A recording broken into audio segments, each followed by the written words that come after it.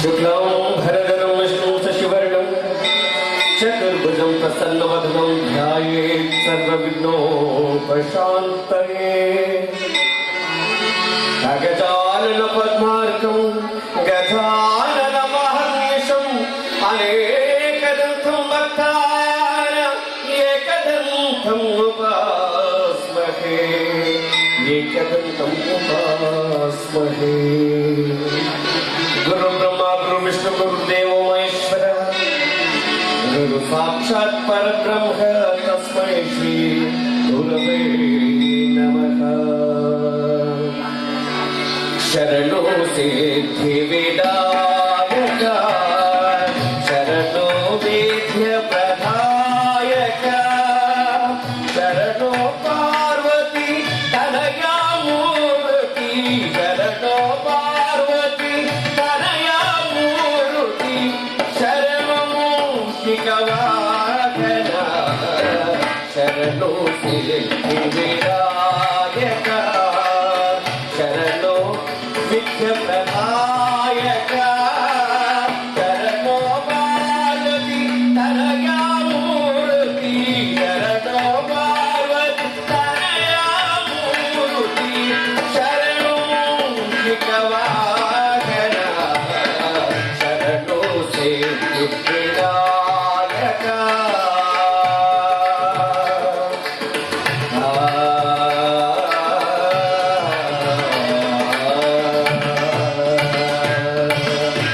ಕೀರ್ತರಾಜ ಕಾಲದಲ್ಲಿ ಸಮಸ್ತ ಶ್ರೋತೃಗಳಿಗೆ ಮತ್ತು ವೇದಿಕೆ ಮೇಲೆ ಇರುವಂತಹ ಎಲ್ಲ ಗಣ್ಯರಿಗೆ ಗುರು ಹಿರಿಯರಿಗೆ ವಂದಿಸುತ್ತಾ ಪ್ರಾರ್ಥನೆ ಹೇಳಿದ್ದಾರೆ. ಋಣಾನುಬಂಧ ರೂಪೇಣ ಪಶುಪತ್ನಿ ಸುತಾಲಯ ಅಂತ. ಏನ್ ಸ್ವಾಮಿ ದಾಸರೇ ಋಣಾನುಬಂಧ ರೂಪೇಣ ಪಶುಪತ್ನಿ ಸುತಾಲಯ ಅಂತ ಹೇಳ್ತಿದ್ದೀರಾ? ಪಶು ಪತ್ನಿ ಇದೆ, ಪತಿಯಲ್ಲಿ ಅಂತ ಕೇಳಬಹುದು. ಪತ್ನಿಯಿಂದ ಇರೋ ಪಶುನೇ ಪತಿ. ಯಾಕೆಂದ್ರೆ ಜೀವನವೆಂಬ ಮಗುವನ್ನು ಹೊತ್ತು ಇಡೀ ಸಂಸಾರವನ್ನ ಸಾಗಿಸ್ತಾನಲ್ಲ ಅವನೇ ಪಶು. ಅದಕ್ಕೆ ಪ್ರಾಜ್ಞೆ ಹೇಳಿರೋದು ಋಣಾನುಬಂಧ ರೂಪೇಣ ಪಶು ಪತ್ನಿ ಸುಖಾಲಯ ಅಂತ. ಮತ್ತೆ ಜೀವನದಲ್ಲಿ ವಿಧಿಯ ಬರಹವ ಮೀರಲವಲ್ಲ. ಈ ಹಣೆಯ ಬರಹವನ್ನು ಮೀರಿಸಲು ಯಾರಿಂದಲೂ ಸಾಧ್ಯವಿಲ್ಲವಂತೆ. ಯಾವಾಗ ಏನೇನಾಗಬೇಕೋ ಅದೆಲ್ಲ ತಂತಾನೆ ಆಗ್ತಾ ಹೋಗುತ್ತೆ. ಅದನ್ನ ನಾವು ನಿಯಂತ್ರಿಸಲು ಯಾರಿಂದಲೂ ಸಾಧ್ಯವಿಲ್ಲ. ಆದ್ದರಿಂದ ಆಗುವುದೆಲ್ಲವೂ ಒಳ್ಳೆಯದೇ. ಜೀವನದಲ್ಲಿ ಅಂದ್ಕೊಂಡ್ರೆ ಬದುಕು ಬಂಗಾರವಾಗಿರುತ್ತೆ. ಕಷ್ಟ ಬಂದಾಗ ಕುಗ್ಗೋದು, ಸುಖ ಬಂದಾಗ ಹಿಗ್ಗೋದು ಮನುಷ್ಯ ಮಾಡಬಾರದು. ಹರಿಕಥೆ ಮಾಡಿ ಅಂತ ಬಿಟ್ಟಿದ್ದಾರೆ. ಇಡೀ ರಾತ್ರಿ ಹರಿಕಥೆಯನ್ನು ಮಾಡುವಂತ ಸಂಪ್ರದಾಯ ಹರಿಕಥಾ ದಾಸರಲ್ಲಿದೆ. 10 ನಿಮಿಷದಲ್ಲಿ ಹರಿಕಥೆ ಮಾಡಬೇಕು. 10 ನಿಮಿಷದಲ್ಲಿ ಹರಿಕಥೆ ಮಾಡ್ತೀನಿ. ಇದೇನ್ ಸ್ವಾಮಿ ಮೈಕ್ ಇಟ್ಕೊಂಡು ನಿಂತ್ಕೊಂಡ್ಬಿಟ್ಟವ್ರೆ. ನಮ್ ಜಂಟಿ ನಿರ್ದೇಶಕರು ಯೋಚನೆ ಮಾಡ್ಬೋದು, ಏನ್ರಿ ಹರಿಕಥೆ 10 ನಿಮಿಷದಲ್ಲಿ ಮಾಡಬಹುದಾ ಅಂತ. ನೀವು ಇದನ್ನ ಹರಿಕಥೆ ಅನ್ಕೋತಿರೋ ಜನಕಥೆ ಅನ್ಕೋತಿರೋ 10 ನಿಮಿಷದಲ್ಲಿ ಒಂದು ಕಥೆ ಮಾಡ್ತೀನಿ. ಮನುಷ್ಯರಿಗೆ ನಾ ಹೇಳಿದ ಹಾಗೆ ಬಂದದ್ದೆಲ್ಲವೂ ಕೂಡ ಬರಲಿ, ಭಗವಂತನ ದಯೆ ಇರಲಿ ಅನ್ನೋ ಆಶಯವನ್ನು ಹೊತ್ತು ಜೀವನ ಮಾಡಿದ್ರೆ ಎಲ್ಲವೂ ಸುಖಮಯವಾಗಿರುತ್ತೆ ಅನ್ನೋ ಪ್ರಾಜ್ಞರ ಮಾತು. ಆದ್ದರಿಂದ ಮೆರವ ಪುರದೊಳಗೆ ಹಿರಿಯವನೆನಿಸಿಕ ಪರಮ ಪುರುಷ ಕರಚರಿತೆಯ ಪಾಡೆ. ಮೆರವ ಪುರದೊಳಗೆ ಹಿರಿಯವನೆನಿಸಿಕ ಪರಮ ಪುರುಷ ಕರಚರಿತೆಯ ಪಾಡೆ. ಮಾಡಿಪೋಗಳಲತೆ ಮೋದವೆನಿಪುದು ಮಾಡಿಪೋಗಳಲತೆ ಮೋದವೆನಿಪುದು.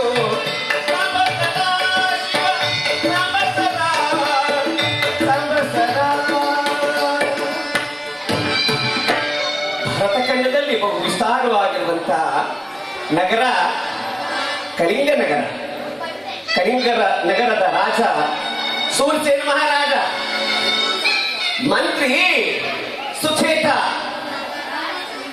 ಕಾಲ ಕಾಲಕ್ಕೆ ಮಳೆಗಳೆಗಳು ಆಗಿ ಇಡೀ ಕಳಿಂಗ ರಾಜ್ಯ ಸಂತೋಷದಿಂದ ಇರುವಂತಹ ಸಂದರ್ಭದಲ್ಲಿ ಬೆಳೆದ ಬೆಳೆಗಳ ತಿನ್ನಲು ಕಾಡು ಪ್ರಾಣಿಗಳ ಹಾವಳಿ.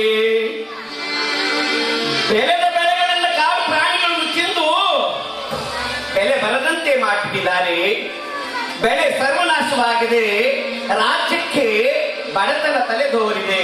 ಒಂದು ಮಾತಿದೆ, ಬಡತನ ಬರಬಾರದು, ಬಡತನ ಬಂದರೆ ಕಡು ನುಡಿಗಳಾಡುವರು. ಜೀವನದಲ್ಲಿ ಬಡತನ ಬರಬಾರದು. ಬಡತನ ಬಂದಿದೆ ಕಳಿಂಗ ರಾಜ್ಯಕ್ಕೆ. ಪ್ರಜೆಗಳೆಲ್ಲರೂ ಕೂಡ ಓಡೋಡಿ ಮಹಾರಾಜನಲ್ಲಿಗೆ ಬಂದಿದ್ದಾರೆ. ಮಹಾರಾಜ, ರಾಜ್ಯ ಹಾಳಾಯಿತು ಪ್ರಾಣಿಗಳ ಹಾವಳಿಯಿಂದ ಎಂದಾಗ ಮಹಾರಾಜ ಆ ಪ್ರಾಣಿಗಳ ಬೇಟೆಯಾಡಲು ಮಂತ್ರಿಯೊಡನೆ ಕಾಡಿಗೆ ಆಗಮಿಸಿದಾನಂತೆ. ಮಹಾರಾಜ ಕಾಡಿಗೆ ಆಗಮಿಸಿದ ಮಹಾರಾಜ ಕಾಡು ಮೃಗಗಳನ್ನ ಹಿಮ್ಮೆಟ್ಟಲು ಬಿಲ್ಲು ಬಾಣ ಹಿಡಿದು ದಡ ಓಡಲಾರಂಭಿಸಿದ. ಆವಾಗ ಬೇಟೆಯಾಡುವ ಸಂದರ್ಭದಲ್ಲಿ ಎಡವಿ ಕೆಳಗೆ ಬಿದ್ದಿದ್ದಾರೆ ಮಹಾರಾಜ. ಕಾಡಿನಲ್ಲಿ ರಕ್ತ ಕಾಲಿನಲ್ಲಿ ಚಿಮ್ಮಲಾರಂಭಿಸಿದೆ. ಮಹಾರಾಜ ಹೇಳಿದ, ಮಂತ್ರಿ ನಡೆಯಲಾರೆನೋ, ಮಂತ್ರಿ ನಡೆಯಲಾರೆನೋ, ನಡೆಯಲಾರೆನೋ, ಮಂತ್ರಿ ನಡೆಯಲಾರೆನೋ. ಕಾಲಿಗೆ ಕಲ್ಲು ಚುಚ್ಚಿ ರಕ್ತ ಸೋರಿದೆ, ನಾ ನಡೆಯಲಾರೆನೋ. ನಡೆಯಲಾರೆ ಮಂತ್ರಿ, ನಾ ನಡೆಯಲಾರೆ ಎಂದು ಕುಸಿದು ಬಿದ್ದಿದ್ದಾನಂತೆ. ಮಹಾರಾಜೆ ತನ್ನ ಸೊಂಟದೆಲ್ಲ ವಸ್ತ್ರವನ್ನ ಹರಿದು ರಕ್ತ ಸೋರುತ್ತಿರುವ ಆ ಜಾಗಕ್ಕೆ ಸುತ್ತಿದನಂತೆ. ಸುತ್ತಿ ಹೇಳಿದಂತೆ, ಮಹಾರಾಜ ದುಃಖಿಸಬೇಡಿ, ದುಃಖಿಸಬೇಡಿ ಪ್ರಭು, ದುಃಖಿಸಬೇಡಿ, ಆಗುವುದೆಲ್ಲವೂ ಒಳ್ಳೆಯದೇ ಅಂತ. ಅಲ್ಲ, ಕಷ್ಟ ಬರೋದು ಒಳ್ಳೆಯದಕ್ಕೆ. ಯಾರಾದ್ರೂ ಕಷ್ಟ ಇರೋನ್ನ ಆಗೋದೆಲ್ಲ ಒಳ್ಳೆಯದಕ್ಕೆ ಬಿಡೋ, ಕಷ್ಟ ಬಂದಿರೋದು ಒಳ್ಳೆಯದಂತ ಯಾರು ಹೇಳಿ. ಎಂಥ ಮುಂಡೆ ಮಕ್ಕಳಪ್ಪ ಜಗತ್ತಿನಲ್ಲಿ. ಕೋಪ ಬಂದ್ಬಿಡುತ್ತೆ. ಅದಕ್ಕೆ ಮಹಾಮಂತ್ರಿ ಯೋಚನೆ ಮಾಡಿದ, ಅಯ್ಯೋ ಮೂರ್ಖ ಮಂತ್ರಿಯೇ, ಕಾಲಿಗೆ ಕಲ್ಲು ಚುಚ್ಚಿ ರಕ್ತ ಸೋರುತ್ತಿದೆ, ಆಗೋದೆಲ್ಲ ಒಳ್ಳೆಯದಕ್ಕೆ ಅಂತೀಯೋದು ಮುಂಡೆ ಮಗನೇ. ಕೋಪ ಬಂತು ಮಹಾರಾಜನಿಗೆ. ಆತನ ಕೃಷ್ಣ ಪಟ್ಟಿ ಹಿಡಿದು ಪಕ್ಕದಲ್ಲಿದ್ದ ಒಂದು ಆಳು ಬಾವಿಗೆ ನುಗ್ಬಿಟ್ಟಂತೆ. ಈತನ ಬಿಲ್ಲು ಬಾಣ ಸಮೇತ ಮಹಾಮಂತ್ರಿ ಪಾಪ ಒಂದು ಮರದ ಪೊಡರೆಯನ್ನು ಹಿಡಿದು ನೇತು ಬಿದ್ದಿದ್ದಾರಂತೆ. ಯಾವಾಗ ಕೋಪ ಮಾಡಿಕೊಂಡನು ಮಹಾರಾಜ. ದಡ ದಡ ನಡೆದನು ಮಹಾರಾಜ, ಕಾಡಿನ ಮಧ್ಯ ಭಾಗದಲ್ಲಿ ನಡೆದನು ಮಹಾರಾಜ, ಕಾಡಿನ ಮಧ್ಯ ಭಾಗದಲ್ಲಿ ನಮೋ ನಾರಾಯಣ. ದಡ ದಡ ದಡ ನಡೆದು ಆ ಕಾಡಿನ ಮಧ್ಯ ಭಾಗದಲ್ಲಿ ಹೋಗಲಾರಂಭಿಸಿದ. ಕಾಡಿನಲ್ಲಿ ಒಂದು 10 ಜನ ಕಳ್ಳರು ಈ ಮಹಾರಾಜನನ್ನು ಬಂಧಿಸಬೇಕು. ಒಬ್ಬ ಪಾಪ ಹೋಗ್ತಿದ್ದಾನೆ ಯಾರೋ ಅಂತ ಮಹಾರಾಜ ಎಂದು ಗೊತ್ತಿಲ್ಲ. ಆ ಕಳ್ಳರು ಈತನನ್ನ ಬಂಧಿಸಿಬಿಟ್ಟಿದ್ದಾರೆ. ಕಾರಣ ಏನು ಅಂತಂದ್ರೆ, ಕಾಡ ಅಂಚಿನಲ್ಲಿ ಕಾಳಿಕಾ ದೇವಿಯ ಒಂದು ಗುಡಿ ಇದೆ. ಆ ಗುಡಿಯ ಪುರೋಹಿತರು ಕಳ್ಳರಿಗೆ ಹೇಳಿದ್ರು, ಅಪ್ಪ ಕಾಳಿದೇವಿಗೆ ನರಮಾನವನ್ನು ಬಲಿ ಕೊಟ್ಟರೆ ಕಾಡು ಸಮೃದ್ಧವಾಗಿರುತ್ತೆ, ನೀವೆಲ್ಲ ಕಳ್ಳತನ ಮಾಡೋದಕ್ಕೆ ತುಂಬಾ ಸುಭಿಕ್ಷೆ ಆಗಿರುತ್ತೆ ಅಂತ ಹೇಳಿದ್ರು. ಅದಕ್ಕೆ ಆ ಕಳ್ಳರೇನು ಮಾಡಿಬಿಟ್ರು, ಈ ಮಹಾರಾಜನನ್ನ ಸೆರೆ ಹಿಡಿದ್ಬಿಟ್ಟು ಹೇಳ್ಕೊಂಡು ಹೋದ್ರು. ಮಹಾರಾಜ, ಅಯ್ಯೋ ಇದೇನಪ್ಪ ಬರಕ, ಮಹಾಮಂತ್ರಿ ಜೊತೆಲಿ ಇದ್ದರೆ ಎಲ್ಲಿಸ್ಬೋದಾಗಿತ್ತು, ಕೈಯಲ್ಲಿ ಬಿಲ್ಲು ಬಾಣ ಇಲ್ಲ, ಕಳ್ಳರ ಜೊತೆಗೆ ಸಿಕ್ಕಾಕೊಂಡ್ಬಿಟ್ನಲ್ಲ ಅಂತ ಯೋಚನೆ ಮಾಡಲು ಆರಂಭಿಸಿದ. ದರ ದರ ದರದ ಈತನನ್ನು ಎಳೆದುಕೊಂಡು ಬಂದರು ಕಾಳಿದೇವಿ.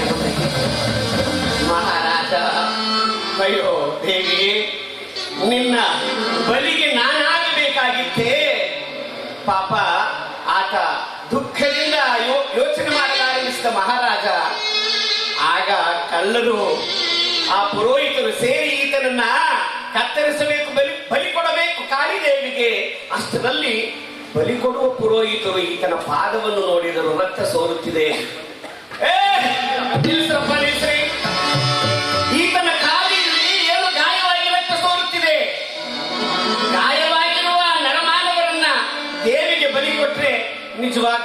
ಆಕೆ ಒಪ್ಪೋದಿಲ್ಲ, ಅದರಿಂದ ಬಿಟ್ಬಿಡಿ ಅಂತ ಅಂದ್ರು. ಮಹಾರಾಜನನ್ನು ಬಿಟ್ಬಿಟ್ರು. ಮಹಾರಾಜನಿಗೆ ಸಂತೋಷವಾಯಿತು. ಆಹಾ, ಏನಂದ, ಮಂತ್ರಿಗಳನ್ನು ನಿಲ್ಲಿಸ್ಕೊಂಡ. ಮಹಾಮಂತ್ರಿಗಳು ಹೇಳಿದ್ರು ಆಗೋದೆಲ್ಲ ಒಳ್ಳೆದಕ್ಕೆ ಅಂತ. ಹಾಗಾಗಿ ನನ್ನನ್ನು ಬಿಟ್ಬಿಟ್ಟಿದ್ದಾರೆ ಇವತ್ತು ಅಂತ ಸಂತೋಷದಿಂದ ಓಡೋಡಿ ಬಂದ. ದಡ ದಡ ದಡ ದಡದ ಮಂತ್ರಿ ಮಂತ್ರಿ ಓಡೋಡಿ ಬಂದು ನೋಡಿದರೆ ಮಹಾಮಂತ್ರಿ ಆ ಬಾವಿಯ ಪೊದೆಯೊಳಗೆ ನೇತಾಡ್ತಾ ಇದ್ದ ಮಂತ್ರಿಯನ್ನು ಕಂಡ ಮಹಾರಾಜ, ಅಪ್ಪ ಬಾ ಮೇಲೆ ಬಾಯಿಯನ್ನು ಹಾಕಿ ವಸ್ತ್ರವನ್ನು ಕೆಳಗೆ ಬಿಟ್ಟು ಆತನನ್ನು ಮೇಲೆತ್ತಿಕೊಂಡಿದ್ದಾನೆ. ಅಪ್ಪ, ನಿನ್ನ ಮಾತನ್ನು ನಾನು ಉಡಾಫೆ ಮಾಡಿಬಿಟ್ಟಿದ್ದೆ, ಬಾರಪ್ಪ ಬಾ ಮೇಲೆ ಬಾ ಅಂತ ಕರೆದು ಆತನ್ನ ಸ್ಮರಿಸಿ ಹೇಳ್ತಾ ಇದ್ದಾನೆ. ಅಪ್ಪ, ಆಗೋದೆಲ್ಲ ಒಳ್ಳೆದಕ್ಕೆ ಮಾತನ್ನು ಹೇಳಿದೆ, ಆ ಮಾತು ನನ್ನನ್ನು ಉಳಿಸ್ಬಿಟ್ಟು ಕೊಡೋ ಅಂತ ಅಂದ. ಏನಾಯ್ತು ಬುದ್ಧಿ? ಅಲ್ಲಪ್ಪ, ನಿನ್ನ ಬಾವಿ ಕೈ ನಡೆದು ಹೋಗ್ತಾ ಇದ್ದೆ, ಆದ್ರೂ ನನ್ನನ್ನ ಸೆರೆ ಹಿಡಿದು ಬಿಟ್ಟು ಬಲಿ ಕೊಡೋಕೆ ಸಿದ್ಧರಾಗಿದ್ರು. ಯಾವಾಗ ರಕ್ತ ಸೋರ್ತಿತ್ತು ಅದನ್ನ ಕಂಡು ನನ್ನನ್ನ ಪ್ರಾಣ ತೆಗೆಯುವುದನ್ನ ನಿಲ್ಲಿಸಿ ಬಿಡುಗಡೆ ಮಾಡಿಬಿಟ್ರು ನಪ್ಪ ಅಂತಂದ್ರು. ಇದನ್ನೇ ಅಲ್ವೇ ಸ್ವಾಮಿ ಹೇಳಿದ್ದು, ಆಗೋದೆಲ್ಲವೂ ಒಳ್ಳೇದೇ ಅನ್ಕೋಬೇಕು. ಯಾಕಪ್ಪ? ಅಲ್ಲ ಸ್ವಾಮಿ, ನನ್ಗಾಗಿದ್ದು ಒಳ್ಳೇದೇ ಅಲ್ವಾ? ಅದೇಗೋ ಅಂತಂದ ಮಂತ್ರಿ. ಅಲ್ಲ ಸ್ವಾಮಿ, ನಾನೇನಾದ್ರೂ ನಿಮ್ಮೊಟ್ಟಿಗೆ ಪ್ರಯಾಣ ಮಾಡಿಬಿಟ್ಟಿದ್ರೆ ನಾನ್ ಚೆನ್ನಾಗಿದ್ದೆ, ಏನೂ ಆಗಿರ್ಲಿಲ್ಲ, ನನ್ನನ್ನು ಬಲಿ ಕೊಟ್ಬಿಡ್ತಿದ್ರಲ್ಲ ಬುದ್ಧಿ ಅಂತ. ಅದಲ್ಲವೇ? ಅಲ್ಲ, ನಾನು ನಿನ್ನನ್ನು ಬಾವಿ ತಳ್ಳಿದ್ದು ಒಳ್ಳೇದೇ ಆಯ್ತು, ನನಗೆ ಕಲ್ಲು ಚುಚ್ಚಿದ್ದು ಒಳ್ಳೇದೇ ಆಯ್ತು. ಇದು ಸತ್ಯವಲ್ಲವೇ? ಅಬ್ಬಬ್ಬಬ್ಬ, ಎಂತ ಮಾತನ್ನು ಹೇಳಿದೆ ಮಹಾಮಂತ್ರಿ. ನೀನು ಸಾಮಾನ್ಯನಲ್ಲಯ್ಯ, ನಿನ್ನನ್ನು ಮೂರ್ಖನೆಂದು ನಾನು ಬೈದಿದ್ದೆ, ನೀನು ಅಸಾಮಾನ್ಯ ಎಂದು ಮಹಾರಾಜ ಆ ಮಹಾಮಂತ್ರಿಗೆ ಬಹಳ ಸ್ಮರಿಸ್ತಾ ಹೊಗಳಿದ್ದಾನಂತೆ ಅನ್ನುವ ಈ ಕಥಾಭಾಗ. ಇದೇ ಜೀವನ, ಇದೇ ಜೀವನ. ಜಗತ್ತಿನಲ್ಲಿ ಮನುಷ್ಯ ಕಷ್ಟ ಬಂದಾಗ ಅಯ್ಯೋ ನನಗೆ ಕಷ್ಟ ಬಂದ್ಬಿಡ್ತಲ್ಲ ಅಂತ ಅನ್ಬಾರದು. ಒಂದು ಕಲ್ಲಿಗೆ ಸಾವಿರಾರು ಪೆಟ್ಟನ್ನು ಕೊಟ್ಟು ಮೂರ್ತಿ ಮಾಡಿ ದೇವಸ್ಥಾನದಲ್ಲಿ ಪ್ರತಿಷ್ಠಾಪಿಸಿ ಅದಕ್ಕೆ ಅಭಿಷೇಕವನ್ನು ಮಾಡಿ ಜನ ಎಲ್ಲ ಬಂದು ಸೇರಿ ಆ ಅಭಿಷೇಕವನ್ನು ಸೇವಿಸಿ ನಂತರ ಆ ಪರಮಾತ್ಮನಿಗೆ ಬೇಕಾದ ಎಲ್ಲ ದನಕನಕಗಳನ್ನು ನೀಡಿ ನಾವು ಭಕ್ತಿಯನ್ನು ಮೆರೆಯುತ್ತೇವಲ್ಲ, ಅದೇ ಒಂದು ಗೋಲ್ಗೆಲ್ಲ ಕಲ್ಲಿಗೆ ನಾವು ಕೈ ಮುಗಿಯುತ್ತೇವೆ ಇಲ್ಲ. ಅದೇ ರೀತಿ ಮನುಷ್ಯ ಸಾವಿರಾರು ಬಟ್ಟೆಗಳನ್ನು ಹೊಡೆದು ಮೂರ್ತಿ ಆಗಬೇಕು, ತುಂಬಾ ಚೆನ್ನಾಗಿ ಜೀವನವನ್ನ ನಡೆಸಬೇಕು ಅನ್ನುವ ಈ ಕಥಾ ಭಾಗಕ್ಕೆ ಎಲ್ಲರಿಗೂ ಕೈ ಮುಗಿದು ಮಂಗಳವನ್ನು ಪಾಡುವ.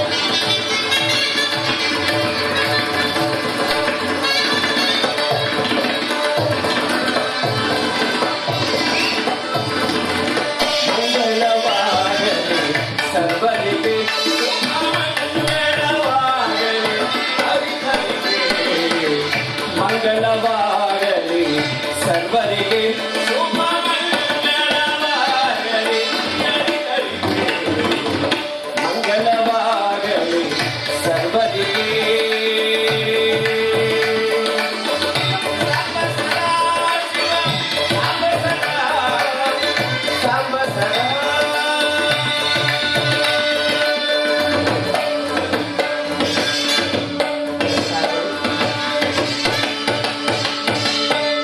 ಅವಕಾಶವನ್ನು ಕಲ್ಪಿಸಿಕೊಟ್ಟಿರುತ್ತಾರೆ ಸದ್ದಲ್ಲಿ ರಾಜವರಿಗೆ. ಎಲ್ಲೂ ಹಾಡುಗಾಡ ಅಂತಿದ್ದಾರೆ ಜೋಗಿಲ ಸಿದ್ದರಾಜಣ್ಣ, ಇವರೆಲ್ಲ ಹರಿಕತೆ ಮಾಡುವಂತ 10-15 ನಿಮಿಷದಲ್ಲಿ ಯಾವ ಕಥೆ ಮಾಡೋದು? ಹಾಗಾಗಿ ಹರಿಕತೆ ಅನ್ಕೋತಿರೋದು, ಜನಕತೆ ಅನ್ಕೋತಿರೋ ಮಾಡುವ ಪ್ರಯತ್ನ ಮಾಡಿದ್ದೀನಿ. ನಮಸ್ಕಾರಗಳು. ಜೈ ರಾರವರ ಗೋವಿಂದ, ರವಾರವರ ಗೋವಿಂದ, ಲಕ್ಷ್ಮೀ ರಮಣ ಗೋವಿಂದ. ಈಗ ಈ ಕಥೆ ಸಂಪೂರ್ಣ ಆಯಿತು.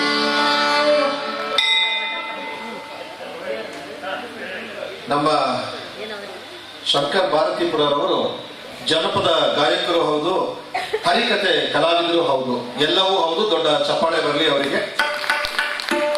ಈಗ ಇಂದಿನ ಅಂಕ ಗೌರವ ಪ್ರಶಸ್ತಿ ಪ್ರದಾನ ಸಮಾರಂಭದಲ್ಲಿ ಮುಖ್ಯ ಅತಿಥಿಗಳಾಗಿ ಪಾಲ್ಗೊಂಡಿರುವಂತಹ ನಾಡಿನ ಸುಪ್ರಸಿದ್ಧ ಜನಪದ ಗಾಯಕರಾದ ಶ್ರೀಯುತ ಕೋಲಾರ ರಾಜಪ್ಪನವರು ನಮ್ಮೆಲ್ಲರನ್ನ ಉದ್ದೇಶಿಸಿ ಒಂದೆರಡು ಮಾತುಗಳನ್ನ ಹೇಳಬೇಕು ಅಂತ ಹೇಳಿ ನಾನು ವಿನಂತಿ ಮಾಡ್ಕೊಳ್ತೇನೆ.